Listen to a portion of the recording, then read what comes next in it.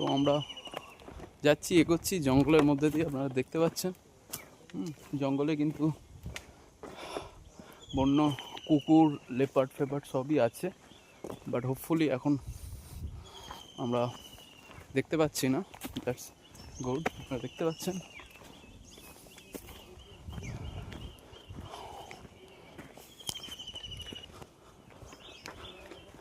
আমরা তিনজনই আছি।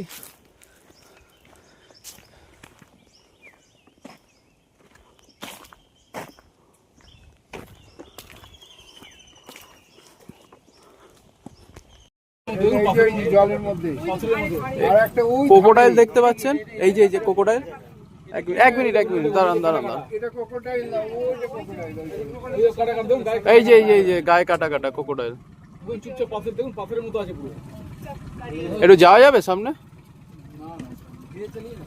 ধীরে ধীরে চলিয়ে না।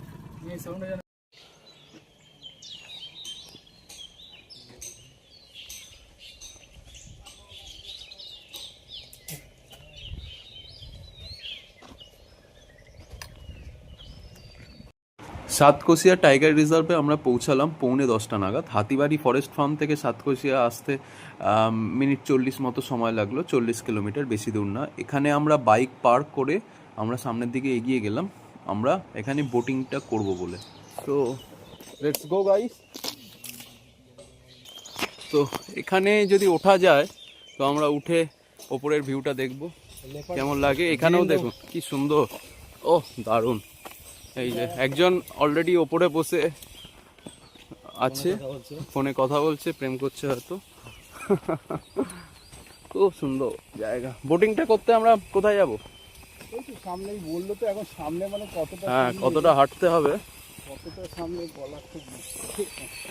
তো কেমন লাগছে বলুন আপনারা, কমেন্ট করে জানান। আমার তো অসাধারণ লাগছে। 550 কিলোমিটার ড্রাইভ কলকাতার থেকে এই অবধি, তাই তো? এটা আনার জন্য আপনাকে কে এইভাবে করলো এটা বলুন। বাট আপনি প্ল্যানটা আমাদের, এই যে রাজদীপ স্যার আমাকে কিন্তু আগে প্ল্যানটা বলেনি যে এত লম্বা ড্রাইভ, তাহলে আমি আসতাম না। বলে যে চলুন না আরামে যাব, হ্যাঁ ঠিক পৌঁছে যাব। তো 550 কিলোমিটার যে ড্রাইভ হবে আমি জানলে সত্যি আসতাম না। রাজদীপ স্যারকে কি আপনার ট্রাস্ট হয়নি? আপনি ট্রাস্ট করার মতো মানুষ নন। অর্ণব স্যার জানে, অর্ণব স্যার ভিডিওটা দেখলে বলতে পারবো। কিন্তু আপনার এসে কি মনে হলো, খারাপ লাগলো? হ্যাঁ এসে পুরো জুড়িয়ে গেছে। আপনার কেমন লাগছে তরুণ দা? দারুণ। আচ্ছা আমি একটা কথা বলি, লাইভে আসি। হ্যাঁ বলুন। আচ্ছা আমি অনুব্রত, আমি জানি যে আমি সবসময় ওকে মানে আগে থেকে বলিনি 550 কিলোমিটার কেন বললেও আসতো না, নতুন ইয়ে। কিন্তু আমি জানি যে ও আসতে পরে ভালো লাগবে, ঠিক আছে? না সত্যি আমার অসাধারণ লেগেছে, খুব সুন্দর জায়গা। কালকে একটু হোটেল খরচাটা একটু বেশি হয়ে গেল, জানি, কিন্তু কিছু করার নেই, এই দিকটা এরকমই রেট। আমাদের তো আমরা তো বার্গেনিং করেও পারলাম না, ওটা ফিক্সড রেট। কিন্তু হ্যাঁ একটা জিনিস কি, স্কুটিটা নামালাম আর আমি স্কুটি নিয়ে এসেছি। অনুব্রত স্যার কিছু বলবেন? সত্যি আপনি মানে ওই আমার সৌম্য যদি দেখে আমার জিমের যিনি ও হচ্ছে অ্যারক্স কিনেছে, অ্যারক্স চালায়। অ্যারক্স নিয়ে ও একটু ভীতু, হ্যাঁ বেশি দূর যায় না, কলকাতার মধ্যেই। আপনি এনটর্ক নিয়ে চলে এসেছেন, তাহলে আমরা দুজনেই টিভিএস এর প্রোডাক্ট চালাচ্ছি। রনিন, আপনি এনটর্ক। না টিভিএস এর প্রতি আমার খুব একটা আস্থা নেই, কিন্তু ঠিক আছে আমার বাজেট একটু কম ছিল বলে আমি এনটর্ক। কিন্তু রনিনটা কেমন, আমি কেমন চালালাম? রনিন ভালো, কিন্তু বলতে গেলে আপনি রনিন খুবই ভালো গাড়ি, ও ভালো চালিয়েছে। টিভিএস এর ইঞ্জিন, তো টিভিএস ইঞ্জিন যেহেতু একটা ইন্ডিয়ান ইঞ্জিন, একটা সময় গিয়ে সমস্যা গিয়ে আওয়াজটা ফেটে যায়।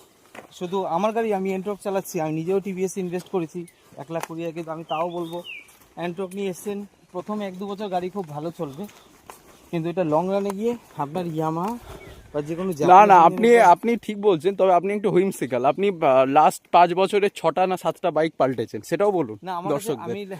আমি মিটিওর ছিল, মিটিওর পাল্টে অ্যাভেঞ্জার। আমি লাস্ট 5 বছরে আমি ইন্ডিয়ান প্রোডাক্টের উপর খুব বিশ্বাস করেছিলাম, কেন আমি স্বদেশীর উপর একটা নির্ভর করেছিলাম, ঠিক আছে, যে আমরা ভারতীয় প্রোডাক্ট কিনবো। কিন্তু সত্যি কথা কি বলতো, জাপানিজ ইঞ্জিনের কখনোই মানে কেউ মানে সাবস্টিটিউট কেউ নিতে পারবে না। তো সেই ক্ষেত্রে জাপানিজ ইঞ্জিন অনেকটা এগিয়ে।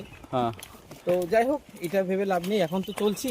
না, আপনার কি মন্তব্য রনির নিয়ে বা ইয়ে নিয়ে? ও ওর এমন bike-এর এমন sense ব্যাপারে নিয়ে? বক্তব্য রাখছে যেটা আমি বলার কোনো ভাষা নেই। কেননা এগুলো নিয়ে যদি বাইকারদের মধ্যে কথা হয়, 100 জন বাইকার 100 রকম বলবে, তার মধ্যেও একরকম বলেছে। হ্যাঁ, তবে আমার ব্যক্তিগত মত হলো, হ্যাঁ, বাইকিং শুধু বাইকিং স্কিলে হয় না, ইঞ্জিনে হয় না, তার ভেতরের যে ইঞ্জিনটা রয়েছে, হ্যাঁ, বাইকিং নয়, এটা রাইডিং। বাইকিং তো Riding। পাড়ার 100টা ছেলের মধ্যে 100টাই করে মোটামুটি। হ্যাঁ, কিন্তু যেটা প্রবলেম হচ্ছে, রাইডিং করতে গেলে ইঞ্জিন তো ঠিক আছে, ওটা 50%, কিন্তু 50% রাইডারের কোয়ালিটি, রাইডারের অনেক কোয়ালিটি আছে, যেগুলো এত ছোটভাবে বলা যাবে না। এক্স্যাক্টলি। পরে একটা ডিটেল ভিডিও করবো। অনেকটা হাঁটতে হ্যাঁ, হবে মনে হয় দাদা। চলো। দেখুন জঙ্গলের ভিউটা দেখুন। বোটিংটা কিন্তু অনেক দূর মনে হচ্ছে। আমরা প্রায় টানা 10 মিনিট হাঁটছি। আমার জুতোর লেস খুলে গেছে, দেখতে পাচ্ছেন। ব্যাগ রাখার জায়গা পেলাম না। হ্যাঁ, বললো যে লাগেজ নিয়েই যান। এবার কত দূর যাবো ভগবান জানে। যাচ্ছি তো যাচ্ছি, যাচ্ছি তো যাচ্ছি।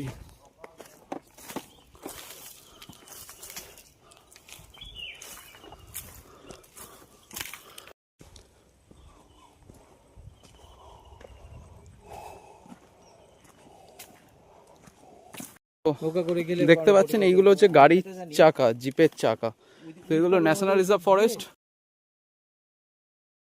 তো এখানে হচ্ছে জিপের সাফারি হতো, এখন বন্ধ রেখেছে। তার চাকা, গাড়ির চাকা দেখতে পাচ্ছেন। বাট আমরা হেঁটে যে যাচ্ছি, কতটা সেফ আমরা নিজেরাও জানি না। হ্যাঁ, কোনো বন্য প্রাণী, অ্যানিম্যাল যখন তখন বেরিয়ে আসতে পারে জঙ্গল থেকে। অনেকটা আমরা হাঁটলাম, প্রায় 20 মিনিট ধরে হাঁটছি। বোটিং যে কোথায় করব জিজ্ঞেস করলাম ঢোকার সময়।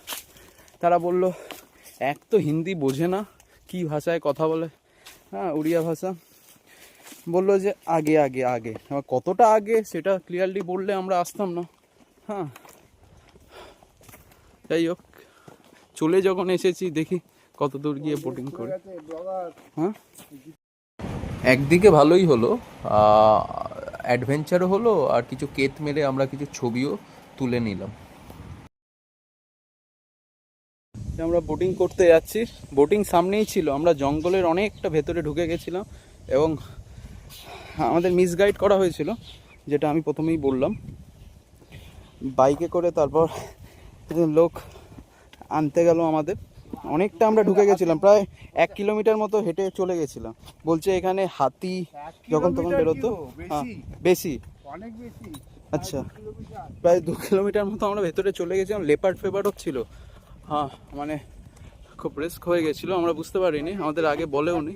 ব্যাপারটা বুঝিয়ে বলো, এখানে হ্যাঁ। যে গেটে থাকে সেই হ্যাঁ। সময় সে ছিল না, কোনো কাজে বাইরে গেছিল। হ্যাঁ, এক্স্যাক্টলি। এইবারে হ্যাঁ। এখানে একটা বিল্ডিং এর কাজ হচ্ছে, তারা বলেছে এরকম 3টে ছেলে ভেতরে ঢুকে গেছে। হ্যাঁ, হ্যাঁ, হ্যাঁ, তার তো চাকরির ব্যাপার। হ্যাঁ, কারণ কিছু একটা বন্য জন্তুতে ধরে ফেললে হ্যাঁ, বা কোনো একটা অ্যাক্সিডেন্টাল কিছু হয়ে গেলে তো হ্যাঁ। ওর তো চাকরি যাবেই। হ্যাঁ, আমাদের কিছু হবে না, কারণ গেটে তো ওখানে গার্ড। এক্স্যাক্টলি।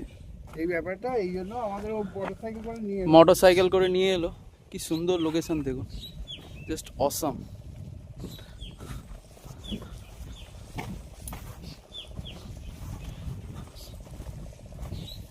তো এখানে বোটে আবার পেট্রোল নেই, পেট্রোল আনতে গেছে।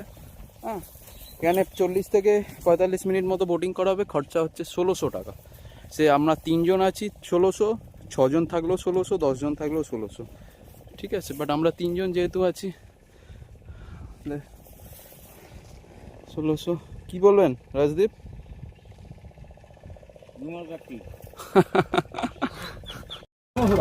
আচ্ছা, আমরা বোটিং স্টার্ট করে ফেলেছি, এনারাও আছে। দাদা আপনি কল্যাণী থেকে এসেছেন? আচ্ছা, ওইটা হচ্ছে এই নদীটার কেমন লাগছে তোর? ভালো লাগছে? এখানে বীজ আছে, ওটা এখান থেকে পড়বে প্রায় ধরে রাখুন আপনার নেটে সার্চ করবেন, সাবসিডিয়া retreat valley resort, retreat valley resort. ওটা এখান থেকে ওটা হচ্ছে চামুন্ডিয়া। এখানে কিন্তু ক্রোকোডাইলও আছে। এখান থেকে কত হবে?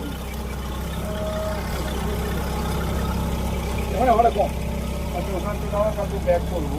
ও গাড়ি নিয়ে করতে হবে, আপনার বাইক আছে? বাইক আছে, হ্যাঁ তাহলে তো আপনি ওই আপনারা তো এখানে যখন ইন্টারনেট পাবেন না, অফ রোডে ওটা সেভ করে রাখবেন। কারণ অনলাইনে তো সবসময় আসবে না, রাস্তা দেখাবে না। আপনি অনলাইন যখন আনবেন ইন্টারনেট, সেই সময় রাস্তাঘাট দিয়ে ভালো করে থাকবেন।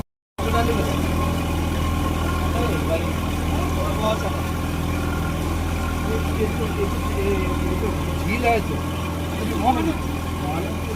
ড্যাম না এটা, নদী এটা, ড্যাম নয় কিন্তু মহানদী, উড়িষ্যার মহানদী। এর উপরে হীরাকুদ বাঁধ আছে, সেটা এখানে নেই, ওটা সম্পূর্ণ আছে। তো এই নদীটাই কিন্তু সামনে চওড়া হয়ে হীরাকুদ ড্যামের সাথে মিলিত হচ্ছে। আপনারা ছোটোবেলায় পড়েছেন হীরাকুদ ড্যাম ওয়ার্ল্ডের মধ্যে সবথেকে লংগেস্ট ড্যাম, যেটা উড়িষ্যার মহানদীর ওপর অবস্থিত।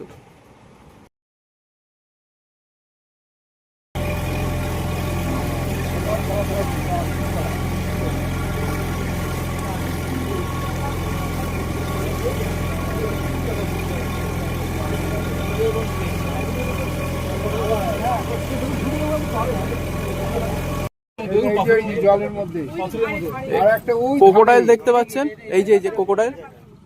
এক মিনিট দাঁড়ান। এটা ক্রোকোডাইল না, ওই যে ক্রোকোডাইল। এই যে গায়ে কাটা ক্রোকোডাইল। চুপচাপ পাথর দেখুন, পাথরের মতো আছে পুরো। একটু যাওয়া যাবে সামনে? ধীরে চালিয়ে না। এই সামনে জানা কি পারমিশন নেই, এটা সামনে এটা ঢুকতে হবে, দেখতে হবে। চুপচাপ শুয়ে আছে ওটা, ওরা পাথরের মতো থাকে, আপনি বুঝতে পারবেন না। पास कोई गया तो खा लेगा ना। দেখা তো প্রথম ক্রোকোডাইল দেখলাম, চুপচাপ।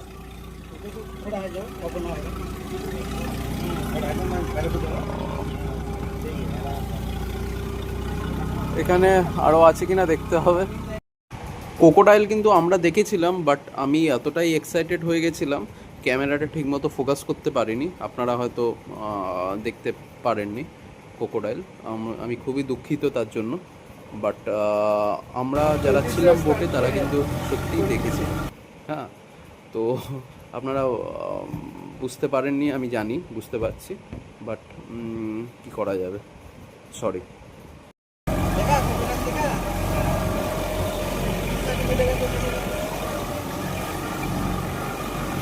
वो चार डिस्ट्रिक्ट का आइडिया है, वो कोटो डिस्ट्रिक्ट और कोटो डिस्ट्रिक्ट, সামনের দিকে এগোচ্ছি। नयागढ़ डिस्ट्रिक्ट, वहाँ से ऊपर अम्बुल डिस्ट्रिक्ट।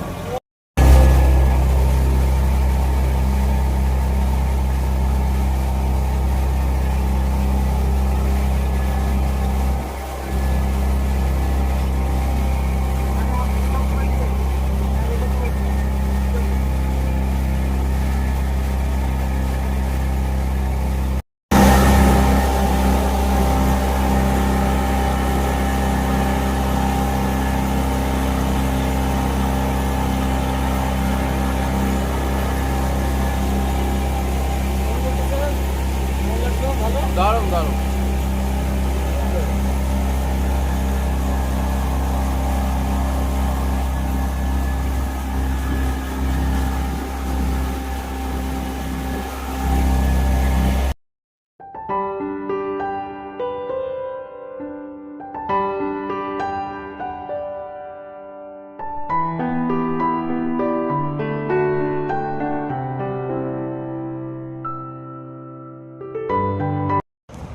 সো বোটিং শেষ করে আমরা বেরিয়ে যখন এলাম, তখন আমি ওই ঢোকার সময় যে কাঠের ইয়েটা দেখলেন, সেখানে আমি উঠে জাস্ট ভিডিও নিলাম। তো খুব সুন্দর মেমোরি, মনের মণিকোঠায় সারা জীবনের জন্য স্মৃতি হয়ে তোলা থাকলো।